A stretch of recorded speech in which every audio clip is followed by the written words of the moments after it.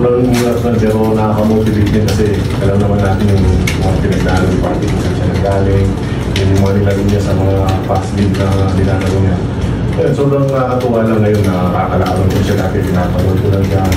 So ayun nga, parang na-excite lang ako na makalaban siya. Gusto ko lang ma-feel sa game kung ano yung meron talaga siya. So ayun, masaya ako na nakalaban ko na siya and ngayon pa lang, ngayon ko pa lang talaga siya nakalaban.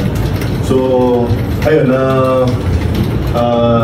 sa totoo lang, kailangan mo din talaga yun, yung respeto sa bata kasi grabe talaga maglaro ngayon yun. So ayun, natutuwa ako na dito sa BB. Yun nga, sobrang thankful ako sa dalawang yun kasi yung laro nila talaga lumalabas eh. So lumuluwag ako sa ilalim. So every time na-shoot sila sa...